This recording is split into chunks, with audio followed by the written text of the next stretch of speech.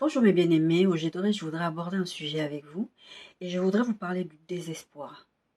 Et le titre de mon message c'est Au désespoir répond par la foi.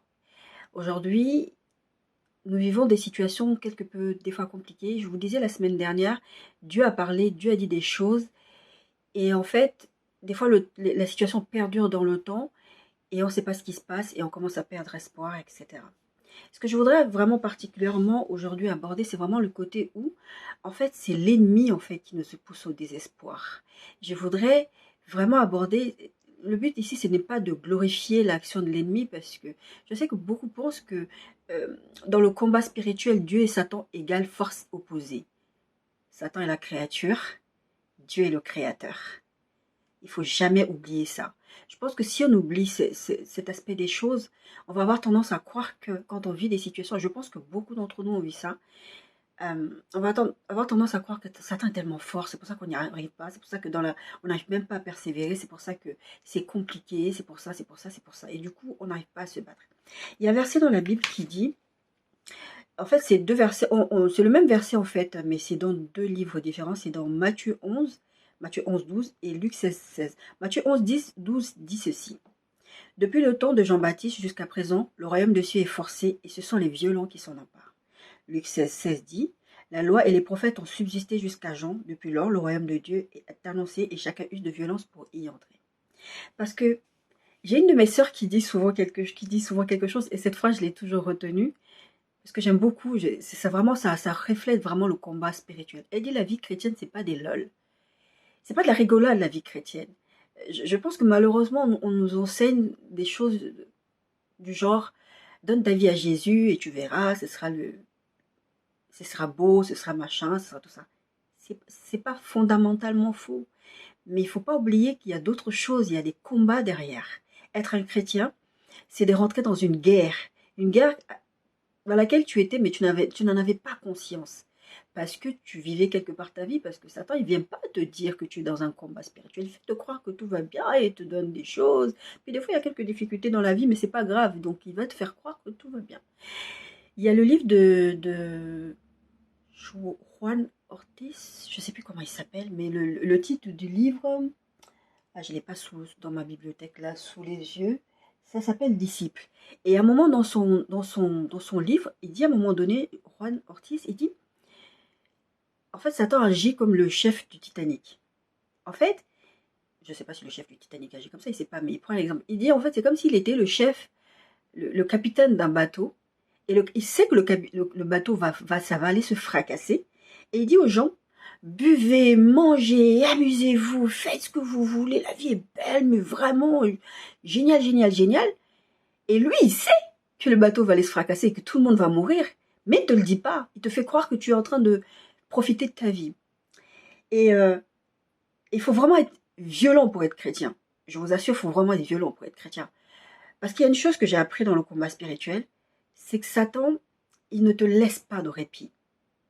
Son but à lui, c'est d'amener au désespoir. C'est ça le titre de notre message. C'est d'amener au désespoir. Parce que Satan, lui, qu'est-ce qui s'est passé? La Bible nous explique comment il a été chassé du ciel. Et lui, en fait, sa façon de raisonner, c'est celle-ci. Si moi j'ai péché contre Dieu, si moi j'ai fait ça, et que Dieu m'a chassé du ciel, je dois les emmener, ces gens-là. Mais ils sont qui d'abord? C'est que des humains. Et Satan, il fait tellement des choses contre les humains, que lui, pour lui, ce ne sont que des humains. Ils tombent dans n'importe quoi. Des choses même que... Bon, je ne suis pas là-bas, je ne sais pas. Bref. Ce ne sont que des humains, je peux les amener à tomber. Moi, je suis tombée et Dieu m'a chassé du ciel. Donc le but, c'est, si je les fais tomber, Dieu va les rejeter. Et en fait, Satan, il ne prend pas en compte l'amour de Dieu. Je dis souvent que Dieu nous a fait, nous, à sa dimension tripartite là. Le Père, le Fils, le Saint-Esprit. Nous sommes corps, âme et esprit. Non, d'abord esprit, qui avons une âme et qui habitons dans un corps. C'est ça l'ordre. Quand Dieu dit « j'ai créé l'homme à mon image », il a créé d'abord l'esprit. Parce que la Bible dit que Dieu est esprit. Et donc il faut que ceux qui l'adorent en esprit d'abord. Et quand j'étais jeune d'ailleurs, je pensais, quand on me disait, ma mère me disait quand j'étais jeune, arrête de te moquer des gens, enfin, parce que c'est très très africain, pardon, mais j'ai arrêté, c'était très très difficile de se moquer des gens. Tu vois, quelqu'un, il a une tête comme ça, il a des oreilles comme ça, il a une bouche comme ça, il est comme ça, tu te moques. Et la mère me disait, quand j'étais petite, tu sais, cet homme est fait à l'image de Dieu. Et moi, je réfléchissais, je me disais, mais comment est-ce qu'un homme peut être fait à l'image de Dieu? Il y a des gens qui sont vraiment moches, en fait. Tu peux pas être fait à l'image de Dieu. Et, et quand j'ai grandi, j'ai pris en maturité et tout ça, j'ai compris qu'en fait, Dieu ne parlait pas de l'aspect physique, parce que le physique, je dis souvent, c'est comme un gant, c'est comme si tu enfilais un gant. C'est qu'une enveloppe, en fait. C'est pas ça qui est important, c'est l'esprit qui est important. Et Dieu nous a créé à sa dimension à lui. D'abord, esprit. Et d'ailleurs, tous les êtres que Dieu a créés, même les anges, sont que des esprits. Nous sommes les seuls à avoir corps, âme, esprit. Les animaux ont une âme et un corps, mais ils n'ont pas d'esprit. Et Satan, ce qu'il fait, il met de côté, il n'arrive pas à comprendre ce truc de fait que comment Dieu peut les aimer, en fait. Et qu'est-ce qu'il va faire? Il va tout faire dans notre quotidien pour nous pousser à la faute. Et il ne se lasse jamais. C'est vraiment ça. Lui, il ne se lasse jamais. Il connaît son sort. La Bible le dit clairement. Il connaît son sort. Et ce qu'il fait, c'est qu'il ne se lasse jamais. Parce qu'il faut qu'il nous pousse à sortir de la main de Dieu. Arriver à un moment où tu te dis, mais vraiment, là, je peux plus. Vraiment, j'en peux plus. Je laisse tomber. C'est que les bagarres, c'est que les bagarres. Et franchement, il faut connaître ton identité d'enfant de Dieu. Il faut savoir qui tu es pour que tu puisses rester tranquille, parce que les attaques vont venir. La Bible déclare dans Éphésiens 6, à partir du verset 12, « Car nous n'avons pas à lutter contre la chair et le sang, mais contre les dominations, contre les autorités, contre les princes de ce monde de ténèbres, contre les esprits méchants dans les lieux célestes. C'est pourquoi prenez toutes les armes de Dieu afin de pouvoir résister dans les mauvais jours et tenir ferme après avoir tout surmonté. Tenez donc ferme, ayez à vos reins la vérité pour ceinture, revêtez la cuirasse de la justice, mettez pour chaussure à vos pieds le zèle qui donne l'évangile de paix. Prenez par-dessus tout cela le bouclier de la foi. Le bouclier de la foi. Ça, c'est important. Ça va rejoindre ce que nous allons partager aujourd'hui. Avec lequel vous pourrez éteindre tous les traits enflammés du malin. Prenez aussi le casque du salut et l'épée de l'esprit qui est la parole de Dieu. Faites en tout temps, par l'esprit, toutes sortes de prières et de supplications, veillez à cela avec une entière persévérance et priez pour tous les saints. C'est donc jusqu'au verset 12 à 18 de Éphésiens 6. Prenez par-dessus tous le bouclier de la foi. Si tu regardes ce texte en fait, c'est beaucoup des âmes défensives en fait. Parce que Satan, il ne vient pas te combattre avec une... Il a une artillerie qui est à lui, mais lui, ce qui va venir, il va toucher un endroit où tu n'es pas protégé. Et on a besoin de bouclier de la foi. C'est pour ça que je dis, au désespoir, réponds par la foi. Tu as besoin de quelque chose qui te protège. Et pour te protéger, si tu n'as pas ce bouclier de la foi, il va t'attaquer, il va te toucher et tu vas tomber. Tu vas tomber et tu vas te demander, mais qu'est-ce qui se passe? Comment ça se fait? Je suis un enfant de Dieu, je n'arrive pas à tenir bon, je traverse cette situation et je n'y arrive pas. Le but de l'ennemi de ton âme, c'est pas pour rien que la Bible dit que c'est l'ennemi de notre âme, c'est de t'amener à sortir de la main de Dieu.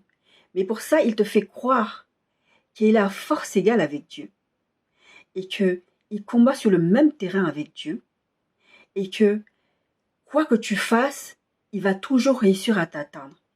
Et toi, en fait, tu dois prendre ton bouclier de la foi et de lui pour que ça ne t'atteigne pas. Bien sûr, derrière ça, il ne faut pas lui laisser les portes ouvertes. Petite parenthèse, le péché laisse les portes ouvertes à l'ennemi. Donc, il peut jouer avec toi de cette façon. Donc, il faut prendre ton bouclier de la foi, lui opposer ton bouclier de la foi.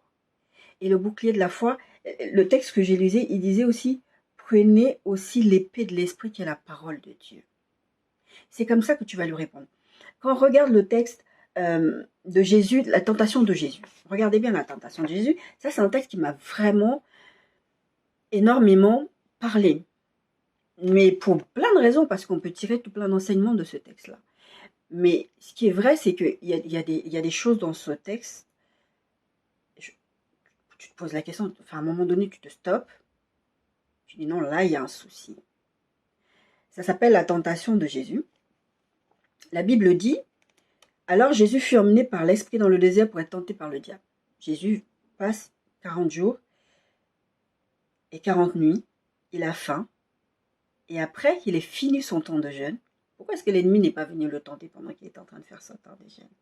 C'est parce que là, il y avait un besoin naturel. Il eut faim.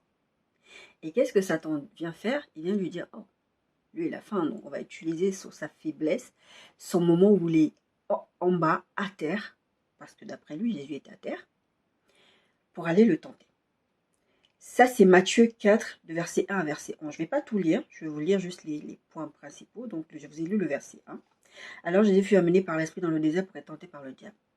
Quand tu es un enfant de Dieu, quelles que soient les situations que tu traverses, je ne parle pas des situations où tu es en pleine désobéissance à la parole de Dieu, où tu fais ce que tu veux.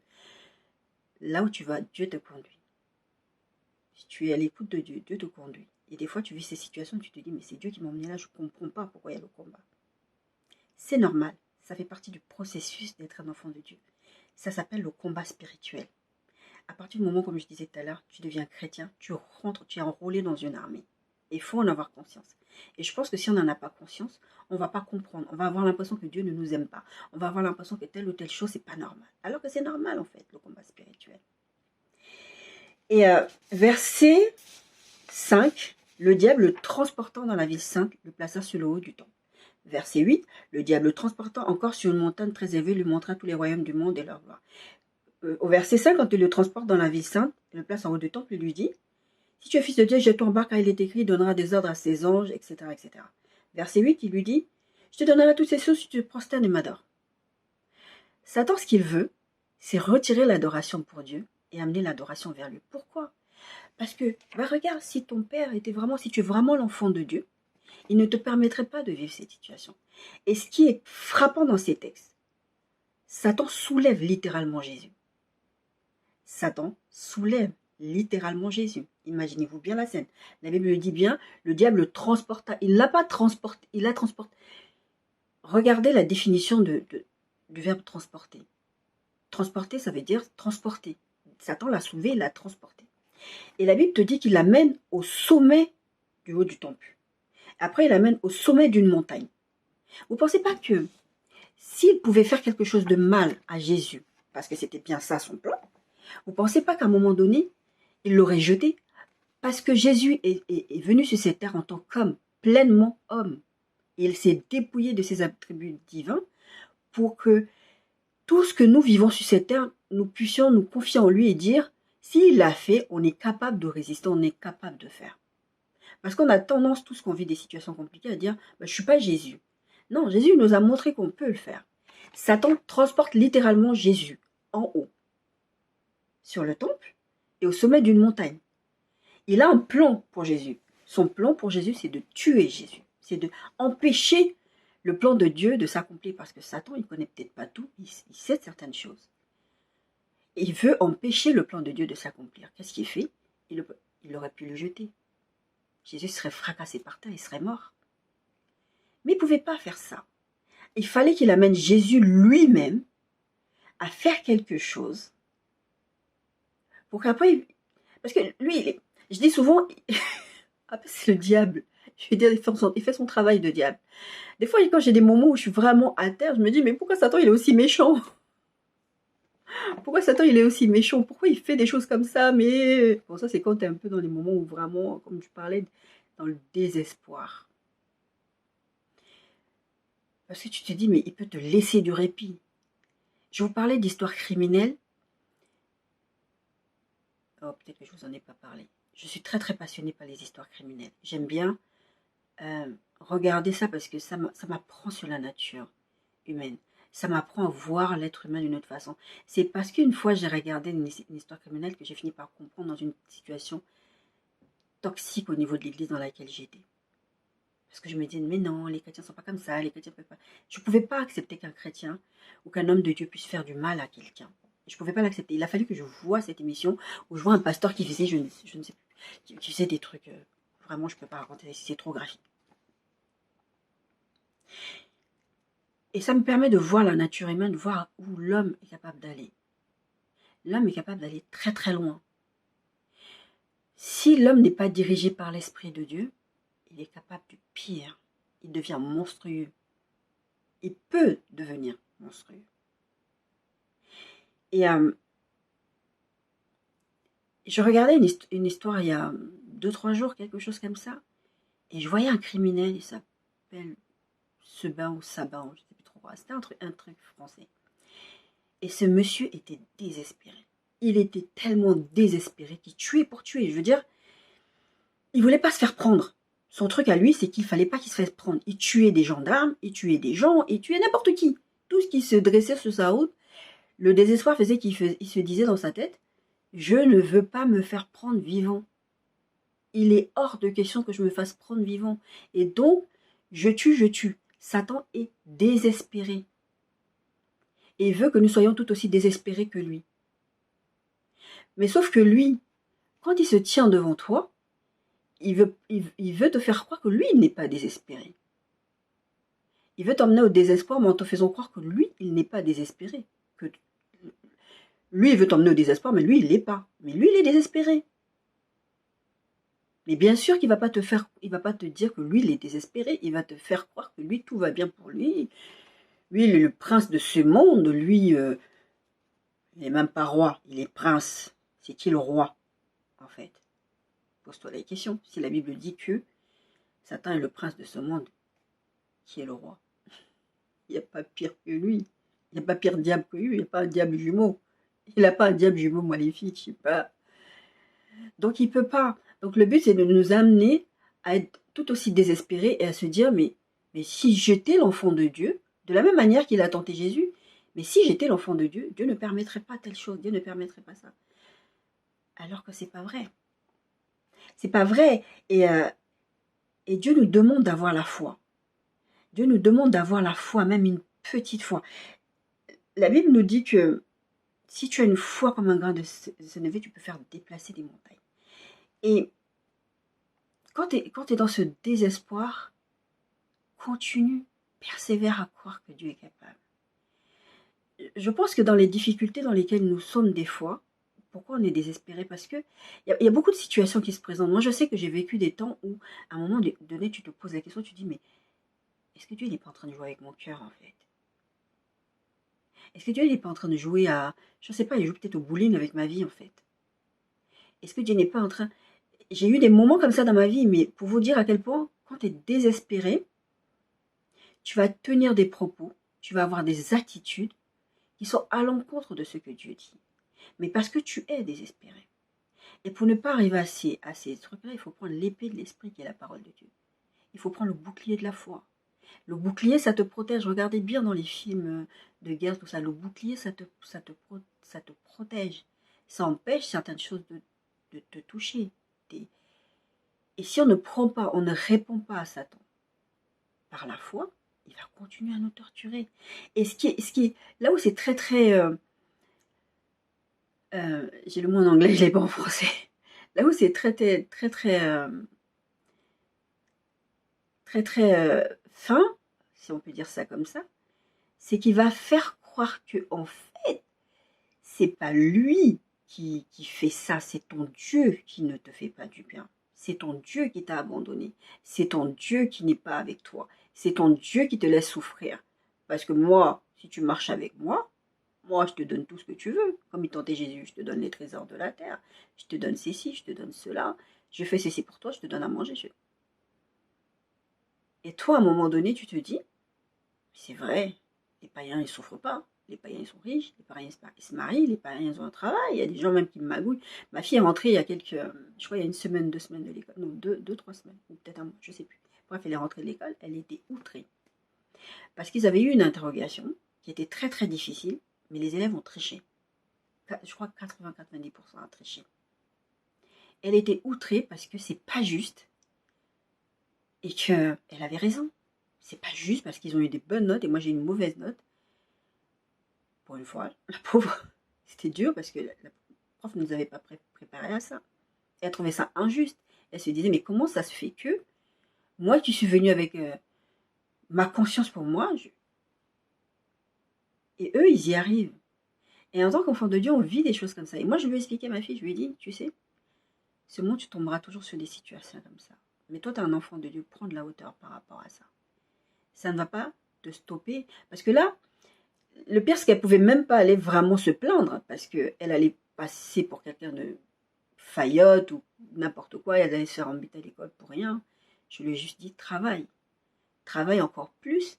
Et tu sais que cette prof-là, elle ne vous donne pas toutes les leçons, bah toi, travaille à côté. Mais ne rentre pas dans ce jeu des autres, de vouloir tricher, de vouloir te venger, parce que tu vas aller sous le coup de la colère, tu vas lui dire, mais ça va te retomber dessus. Peut-être que c'est un mauvais conseil, je sais pas. En tout cas, c'est ce que je lui ai dit. Ce que l'ennemi essaie de faire, c'est de nous faire croire que, regarde, moi je donne tout aux autres. Et c'est ce qu'il dit à Jésus.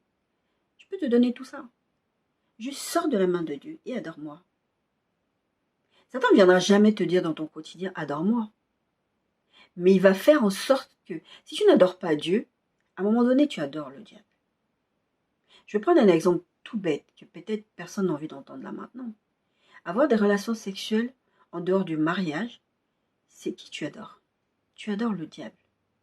Parce que Dieu, il a mis un cadre au mariage, un cadre à l'activité sexuelle. Et tout ce que Dieu a créé, à chaque fois qu'il a créé quelque chose, il a dit, tout ça est bon.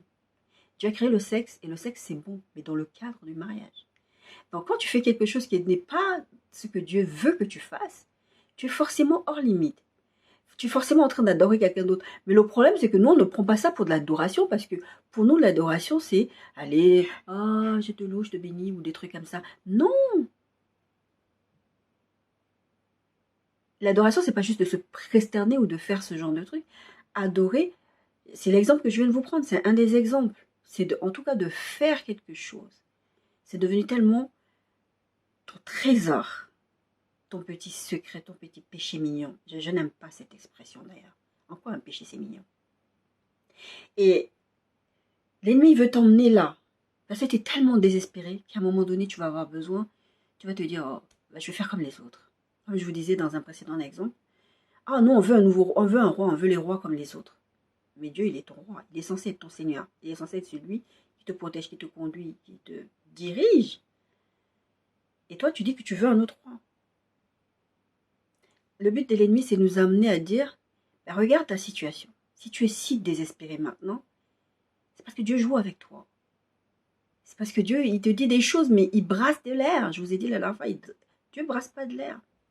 Dieu brasse pas de l'air. Dieu, quand il te dit un truc, juste, sois patient et mets ta foi en action. Des fois, il va se trouver que, des fois, ta foi va être accompagnée des actions. D'ailleurs, la plupart du temps, c'est ça. Je vous ai pris l'exemple de mon déménagement en Bretagne la dernière fois. Des fois, il faut que tu fasses ta demande de logement. Des fois, il faut que tu ailles déposer ton CV quelque part. Si le Seigneur te dit, tu vas voir en rêve ou de n'importe quelle façon que Dieu va te parler, il va te donner une promesse. Il faut que tu mettes ta foi en action. La foi s'accompagne d'abord de la prière et ensuite de l'action. Il y a des choses où Dieu va te dire des trucs. Moi, je sais qu'il y a des choses dans ma vie où le Seigneur m'a dit des trucs. C'est pas de mon ressort, c'est juste le ressort de Dieu. Tout ce que j'ai à faire, c'est à prier. Oui, il y a ma part, c'est toujours la prière, de le remercier, de le louer, de l'adorer. Lui qui fait quelque chose. Mais il y a des fois, il y a des situations où, en fait, tu peux juste être là qu'attendre. Mais la plupart du temps, c'est pas comme ça. La plupart du temps, tu dois mettre ta foi en action. Et des fois, en fait, tu as juste une toute petite foi. Tu as juste une toute petite foi et ta foi, elle est petite. Et tu te dis, mais, comme je disais la dernière fois, tu as envie que ce soit des grosses choses. Mais Dieu dit, la Bible dit qu'en fait, si tu as une petite foi, tu peux déplacer des montagnes. Quand Jésus, il prenait l'exemple, c'est dans Matthieu, je crois. Oui, c'est ça. C'est dans Matthieu 17, 18 à 21. Tout ce que je vous ai fait comme lecture, c'est dans la version le second. En fait, c'est une histoire avec le démon que Jésus va chasser d'un enfant. Et les parents, en fait, bien avant le verset 18, les parents viennent, le père de l'enfant vient voir Jésus, il dit, mais moi j'ai demandé à tes disciples, en fait, de faire quelque chose pour mon enfant. Ils n'ont pas pu le faire, quoi. Ils étaient dégoûtés, parce que bon, vous êtes censés être des disciples, on vous va faire des choses, et là, comme ça, vous ne pouvez pas chasser le démon, et il va dire, Jésus fait quelque chose. Et donc, à un moment donné, Jésus guérit cet enfant. Et à l'instant, la Bible dit, à l'instant, l'enfant est guéri, est délivré. Et les disciples ne comprennent pas, parce que eux, ils n'ont pas pu le faire. Et Jésus, il dit, verset 20, Matthieu 17, ouais, c'est ça. Matthieu 17, verset 20. C'est à cause de votre incrédulité, leur dit Jésus. Je vous le dis en vérité, si vous aviez de la foi comme un grain de sénévé, vous diriez à cette montagne, transporte-toi d'ici, et elle se transporterait. Rien ne vous serait impossible. Et après, il dit, mais par contre, il rajoutera à la fin, mais par contre, ce type de démon ne part que par le jeûne et par la prière. C'est de ça dont on a parlé il n'y a pas longtemps. Matthieu 21, 20 à 22. Ça, c'est maintenant l'histoire du figuier que Jésus a maudit. Et en fait, Jésus, la veille, il passe devant un figuier, il n'y a pas de fruits. Il le maudit, le figuier, il dit, tu porteras plus de fruits. Tout ça. Et le lendemain, quand ils reviennent, les disciples voient le figuier, il a séché. Et ils sont étonnés. Et Jésus leur fait comprendre, en fait, mais pourquoi ça vous étonne? Pourquoi ça vous étonne? Verset 21. Matthieu 21, 21. Jésus leur répondit, je vous le dis en vérité, si vous aviez de la foi et que vous ne doutiez pas, non seulement vous feriez ce qui a été fait à ce figuier, mais quand vous diriez à cette montagne, ôte-toi de là et jette-toi dans la mer, elle le ferait. Tout ce que vous demanderez avec foi par la prière, vous le recevrez. Verset 22. Tout ce que vous demanderez avec foi par la prière, j'ai parlé tout à l'heure de prière et de foi, vous le recevrez. Et quand il parlait par rapport à l'histoire du démon, il disait, c'est parce que vous êtes incrédule. Dieu vient te dire quelque chose et en fait, tu te retrouves dans des situations qui sont opposées à ce que Dieu t'a dit. Parce que ce n'est pas toujours le diable qui agit. Des fois, c'est juste Dieu qui teste ta foi. Dieu peut tester ta foi d'une façon et tu vas croire, oh, le diable m'attaque parce que Dieu ne fait pas ça. Non, Dieu peut tester ta foi. Dieu a testé la foi d'Abraham avec Isaac. Je vous ai raconté l'histoire d'Abraham avec Isaac. Il a mis du temps à lui donner un enfant. Les gars, ils étaient vieux, ils pouvaient même pas...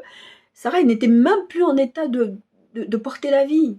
Mais Dieu leur a donné un enfant dans leur vieillesse. Et Dieu dit, maintenant tu vas me donner ton enfant en sacrifice. Abraham n'a pas cherché à comprendre. C'est pour ça qu'il a appelé le père de la foi. Il a obéi. Et l'histoire nous montre qu'en fait, Dieu avait prévu déjà un sacrifice, mais il a juste testé la foi. Donc vous allez arriver dans des situations où Dieu va tester votre foi aussi. C'est pas forcément que le diable vous amène au désespoir. C'est aussi Dieu va tester votre foi.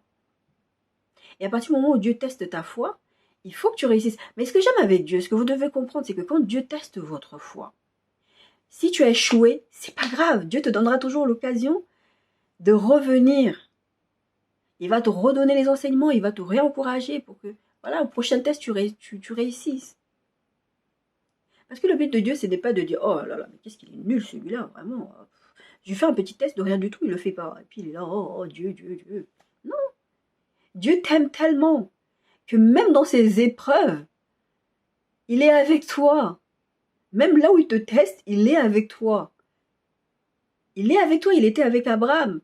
Il regardait Abraham passer son test. Et des fois, en fait, on a l'impression que dans les situations de test, mais qu'est-ce qui se passe? Dieu, il est où? Dieu m'a abandonné. Mais quand vous allez passer des examens, vous avez passé toute l'année. Vous êtes allé à l'école, vous avez eu des profs qui vous ont expliqué. Quand vous n'avez pas compris quelque chose, vous êtes allé voir le prof vous a expliqué. Mais le jour où tu vas passer ton bac, le jour où tu vas passer ton brevet, quel que soit l'examen que tu vas passer, ton CAPES ou je sais pas quoi, ton prof, il n'est pas avec toi. Ton prof, il n'est pas dans la salle avec toi. La différence, c'est que Dieu, il est là, mais Dieu, il devient silencieux pendant tes tests. Et tu penses que Dieu t'a abandonné dans ta situation et tu es désespéré, tu te dis mais je ne peux pas, je ne comprends pas, j'ai tout révisé, je connais la parole de Dieu et j'y arrive pas. Non, mets ta foi en action. Ne laisse pas le désespoir t'envahir. Les violences sont part du royaume des cieux. Tu peux pas baisser les bras. Tu peux pas dire que là, cette situation, c'est trop compliqué, je n'y arrive pas, je n'y arrive pas. Non, tu peux pas, tu ne peux pas. Tu n'as pas le droit. Parce que si tu le fais, c'est toi qui perds du temps. Dieu sera toujours là à t'aimer. Dieu t'ouvrira toujours les bras. Mais tu vas perdre du temps et tu vas souffrir. Et pendant toute la période où tu vas souffrir, tu vas en vouloir à Dieu parce que tu vas penser que Dieu il t'aime pas. J'ai une sœur qui me disait pendant que je traversais il y a quelques années en arrière une situation très très compliquée, qui me disait, enfin très très compliquée. Pour moi c'était compliqué, mais pour d'autres personnes sûrement ça ne va pas être compliqué. Elle me disait mais tu t'appelles pas souffrance en fait, parce que je pleurais tout le temps, je comprenais pas, j'y arrivais pas. Mais tu t'appelles pas souffrance. Ton deuxième prénom c'est souffrance maintenant? Je souffre, j'ai trop mal, j'y arrive pas, je comprends pas, etc., etc. Et je pleure et je pleure et je pleure. Tu ne t'appelles pas souffrance. Donc si tu perdures dans la souffrance, va voir ton Créateur. Je parle toujours d'intimité avec Dieu et avec par le Saint-Esprit. C'est pas pour rien. Parce que même si Dieu peut être silencieux à te dire, ne pas te dire que tu es en train de passer un test, parce qu'il faut bien que tu le passes ton test, mais Dieu est toujours avec toi. Dieu est toujours là, et Dieu est toujours là pour t'encourager, pour te dire, allez, vas-y. Quand vous accompagnez, c'est juste que vous ne vous rendez pas compte en fait. Quand vous accompagnez vos enfants à un match, moi, combien de sorties j'ai fait pour ma fille? J'ai fait des sorties scolaires, des spectacles. Je trouvais ça nul. Mais j'étais là, ouais. Si on n'y arrive pas dans le test, c'est ce que je vous disais, si on n'arrive pas dans le test, si on n'arrive pas dans la situation, c'est pas grave, Dieu est avec toi en fait. Il va te booster, mais toi mets ta foi en action, il va te booster, il est là toujours pour ça. Le bouclier de la foi. Aie foi en Dieu. Aie foi en ce qu'il a dit et ce qu'il est capable de faire et qu'il va faire, parce que s'il l'a dit, il va le faire. Ce que j'arrête pas de vous dire ces derniers temps, mais je pense que c'est une saison où le Seigneur veut vraiment nous encourager les uns les autres, parce qu'on traverse vraiment des moments compliqués, et vous allez entendre ça beaucoup dans mes prochaines vidéos aussi. On traverse des moments compliqués, et chaque situation appelle une réponse, mais une réponse radicale. Ce sont les violents qui s'emparent du royaume de Dieu. Le royaume de Dieu est fort, ce sont les violents qui s'en emparent. La vie chrétienne, c'est pas des lol. C'est pas des blagues. Si je dis pas ça pour vous décourager, je vous dis ça pour que vous preniez conscience qu'il se passe des choses dont vous n'avez peut-être pas conscience, mais il se passe des choses. Et à partir du moment où il se passe des choses, il faut vous armer. Vous ne pouvez pas rentrer dans une bataille. Aucun général ne va envoyer ses soldats sans rien, sans bouclier, sans armes, sans armure adaptée. En parlant d'armure adaptée, si vous regardez l'histoire de David avec sa fronde et Goliath, Saül lui dit à un moment donné, prends mon armure, prends mes choses, machin, parce que tu vois là-bas, lui, c'est un... Et David dit non, j'ai pas besoin. David est parti avec les armures que Dieu avait prévues pour lui. Il avait besoin de rien du tout. Il avait juste besoin de sa foi, de sa fronde, et la main de Dieu qui a balancé là. Il avait pris, je crois, 3 cailloux, et il a utilisé un caillou pour descendre Goliath. T'as juste besoin d'un petit truc. Il avait pris 3 cailloux. Mais il y a un caillou qui a... Goliath. Moi, j'imagine toujours cette scène parce que la Bible, quand la Bible parle de ce texte, il dit David est parti en courant vers Goliath. Il a couru vers Goliath. J'imagine la scène, je me dis, mais petit David, géant Goliath. Et il court comme ça. Il est téméraire. Et parce qu'il a foi. Il a dit à Saül, moi j'étais là-bas dans mon secret, je paraphrase, j'étais là-bas dans mon secret, j'avais déjà combattu les ours, j'avais déjà combattu les loups et tout ça. Et Dieu m'a toujours aidé à affronter ces difficultés-là. Et quand tu es toi dans cette situation aujourd'hui, rappelle-toi ce que Dieu a déjà fait dans le passé. Peut-être que ce n'est pas le même niveau d'épreuve. Et c'est normal. Quand tu rentres dans un ring, quand tu fais de la boxe, tu montes. Tu as différents poids. Poids plume, poids lourd, poids machin, je ne sais pas. Je ne suis pas du tout... Je connais rien du tout à ce milieu, mais je sais qu'il y a différentes choses. Pareil, dans le système des judokas et tout ça, il y a différents niveaux. Donc, tu n'affrontes pas les mêmes adversaires. Et quand tu commences à voir un nouvel adversaire arriver, une nouvelle adversité arriver, c'est que tu es monté d'un cran. Mais nous, quand on voit une nouvelle adversité qui est encore l'air plus grande que celle d'avant, on désespère. Oh, mais qu'est-ce que j'ai fait? Mais Dieu m'aime pas. Mais pourquoi Dieu laisse faire ça? Et pourquoi il laisse le diable m'attaquer? Je vous ai dit, c'est pas toujours le diable. Bien sûr, il y a le diable, parce que lui, son travail, c'est égorger, détruire, tuer. T'arracher de la main de Dieu pour que tu n'adores plus ton Dieu. Tu dis, ah, ben regarde. Moi, j'ai eu des moments où, je vous l'ai dit tout à l'heure, où tu as des moments où tu crois que ben, Dieu il rigole avec toi, il joue avec toi, parce que tu as trop mal, c'est pas normal qu'il te laisse ça. Mais non. Des fois, il faut juste savoir se poser, savoir dire à Dieu, Seigneur, déjà poser la question au Seigneur, il se peut qu'il vous réponde, la plupart, beaucoup de fois, il va vous répondre. Qu'est-ce qui se passe dans cette situation? Qu'est-ce qui se passe? Pourquoi c'est comme ça? Moi, je sais que j'ai connu des moments où ma fille était en crise. Pour moi, c'était une épreuve parce que c'était une enfant plutôt gentille avec moi. En tout cas, avec moi, elle était très très gentille. Et elle piquait des crises, des trucs que je ne comprenais pas. Et j'allais demander au Seigneur, qu'est-ce qui se passe avec ta gamine? Parce que moi, le Seigneur, quand je l'ai eu ma fille, et qu'elle a failli mourir, le Seigneur m'a dit, c'est pas ta fille. J'ai dit, bah prends sa vie pendant qu'on y est, parce que bon, ça sert à rien. Pourquoi tu me donnes un enfant si c'est pour qu'elle souffre? Et le Seigneur m'a dit, mais c'est pas ton enfant. Je te l'ai prêté pour que tu t'en occupes, mais c'est pas ton enfant. Donc, je sais que c'est pas mon enfant. Donc, quand il lui arrive quelque chose, je vais voir son Père céleste et je dis, Il lui arrive quoi à ta gamine? Et une des fois où il m'a répondu, c'était vraiment, il me disait, ah, j'ai ton attention maintenant. Et il m'expliquera ce jour-là, ceci, le Saint-Esprit. Le problème avec toi, c'est que des fois, j'essaie d'attirer ton attention sur quelque chose et tu n'écoutes pas ce que je te dis. Il m'a même pas donné les raisons X ou Y, il m'a juste dit, tu n'écoutes pas. Et je sais que quand ça touche à ta fille, tu vas réagir tout de suite. Et il fallait que j'attire ton attention, tu n'écoutais pas ce que je sais plus de quoi il s'agissait. Et le Seigneur m'a dit ça.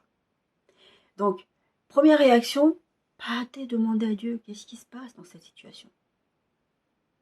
Et si vous avez l'impression, parce que Dieu peut répondre de différentes façons, de rêves, des fois les rêves sont tellement symboliques, on ne comprend pas. On se dit, mais qu'est-ce qu'il me raconte? Pourquoi il me parle chinois, Dieu, je ne comprends pas. Mais en tout cas, Dieu, la plupart du temps, il répond. Il va répondre de façon symbolique. Il faut demander à des gens qui peuvent vous aider. Il faut prier au Saint-Esprit. Demander au Saint-Esprit, écoute, qu'est-ce que tu veux dire?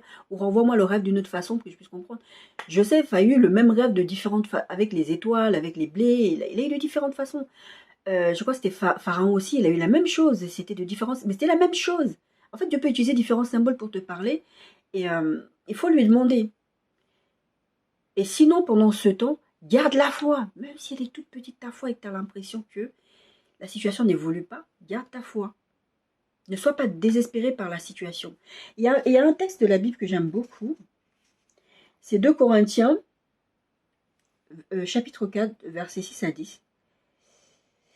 Mais les versets qui nous intéressent, c'est les versets 7, 8, 9. Mais je vais lire à partir du verset 6. Car Dieu qui a dit « La lumière brillera du sein des ténèbres » a fait briller la lumière dans nos cœurs pour faire resplendir la connaissance de la gloire de Dieu sur la face de Christ. Nous portons ce trésor dans des vases de terre, afin que cette grande puissance soit attribuée à Dieu et non pas à nous. Nous sommes pressés de toute manière, mais non réduits à l'extrémité, dans la détresse, mais non dans le désespoir. Tu peux être dans la détresse, mais pas dans le désespoir. Persécuté, mais non abandonné. Tu peux être persécuté. Pourquoi mon patron il me fait ça? Pourquoi tel me fait ça? Pourquoi je suis dans un pays où je suis persécuté? Mais c'est pas parce que tu es dans cette situation-là que Dieu t'a abandonné. Ça, c'est la parole du diable, de venir te faire croire que Dieu n'est pas avec toi. Dieu n'est pas avec toi, il t'a abandonné, il te dit que tu es son enfant, mais regarde dans quelle situation il te laisse. C'est pas vrai. C'est des mensonges. Il faut sortir des mensonges. Portons toujours avec nous dans notre corps la mort de Jésus, afin que la vie de Jésus soit aussi manifestée dans notre corps. Je vais relire les versets 7, 8, 9 de 2 Corinthiens 4. Nous portons ce trésor dans des vases de terre, afin que cette grande puissance soit attribuée à Dieu et non pas à nous. Nous sommes pressés de toute manière, mais non réduits à l'extrémité. Dans la détresse, mais non dans le désespoir. Persécutés, mais non abandonnés. Abattus, mais non perdus. L'ennemi a tendance à te faire croire que ça y est, c'est fini, t'es perdu. Enfin, moi, je sais que les fois où j'ai péché contre Dieu, je suis rentrée dans une profonde dépression. Parce que je me disais, mais comment j'arrive encore, à tomber dans ce péché-là? Comment? Mais c'est pas possible, je suis perdue, c'est fini.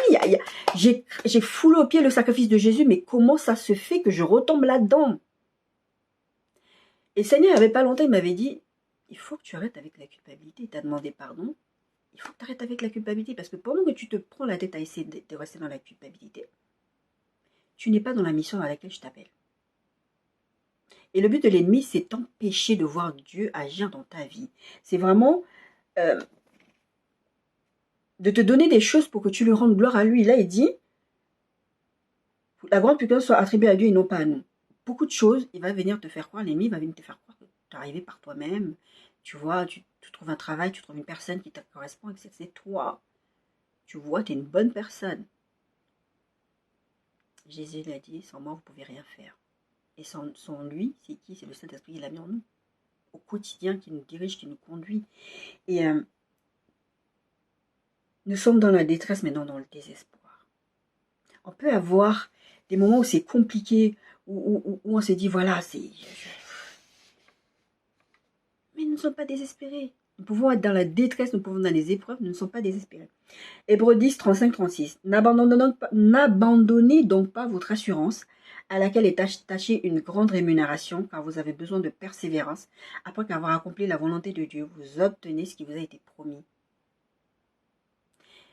Dieu, il est allé dire à Abraham, tu vas avoir ça, tu vas avoir des enfants, tu vas avoir toute une... Et puis un jour, il vient lui dire, Ils vont aller 400 ans en esclavage. Je sais pas, j'ai envie de dire adieu. Tu peux pas me dire je vais être le père d'une multitude et puis tu envoies mes enfants 400 ans en esclavage, quoi. Il était mal par rapport à ça. Mais Dieu le lui avait dit.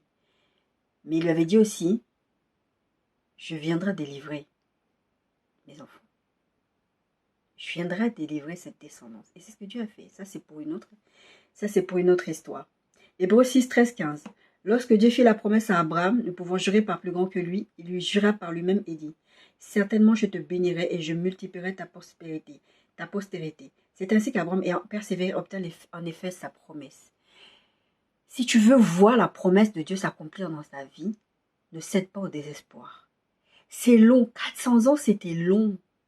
Des fois, Dieu va te dire, tu vas te marier. Moi, vous savez, depuis le nombre d'années où Dieu me parle de mariage, et je ne suis toujours pas mariée. Ça fait un moment. Hein. Et avant, j'étais un peu plus jeune, on va dire. Et je me disais, oh, je m'en fiche, Dieu a dit, tu veux me marier. J'étais tout contente. Oh. Et là, je vais atteindre ma 45e année cette année. Et je me dis, Seigneur, c'est comment? Bon, après, il y a une histoire derrière, mais des fois, on est là, on se dit, mais Seigneur a promis, ça fait trop longtemps, ça tarde depuis trop longtemps. Le Seigneur m'a promis un voyage, aller vivre je ne sais où. Le Seigneur a promis ça, mais ça fait... La semaine dernière, je vous expliquais ça. Mon déménagement, c'était ça. Je ne partais pas.